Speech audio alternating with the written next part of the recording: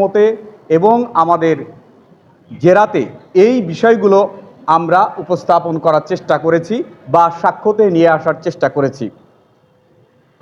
আমরা আশা করি আদালত বিষয়গুলো বিবেচনা করে মানবতা বিরোধী অপরাধ যে যে উপাদান থাকার কথা বা যে সমস্ত অপরাধ সংগঠন করলে মানবতা বিরোধী অপরাধ হয়, সেখানে ইন্টারনেট এর সাথে মানবতা বিরোধী অপরাধ সংগঠনের কোনো সংশ্লিষ্টতা বা নেই বলে আমরা মনে করি এবং সেই বিষয়গুলো বিবেচনা করে আমরা ন্যায় বিচার পাব এবং আদালত ন্যায় বিচার প্রদান করবেন বলে আমাদের বিশ্বাস। উনি ওনার জবানবন্দিতে বলেছেন যে সরকারের নির্দেশে ইন্টারনেট বন্ধ হয়েছে এবং একটি সেন্টারে আগুন লাগার ফলে ডাটা সেন্টারের সংখ্যা 15 থেকে 16টি, একটি সেন্টারে আগুন লাগার ফলে ইন্টারনেট বন্ধ হওয়ার কোনো সম্ভাবনা নাই।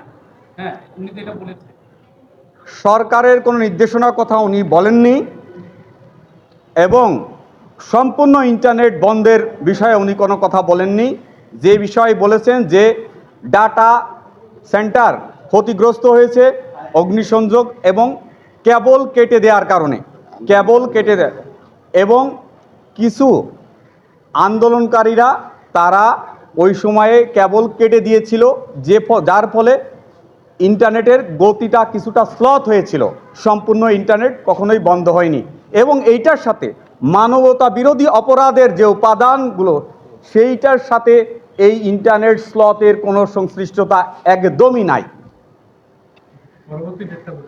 আগামী বৃহস্পতিবার অর্থাৎ 16/4/2026 তারিখে পরবর্তী সাক্ষীর জন্য অনারেবল ট্রাইব্যুনাল দিন ধার্য করেছেন।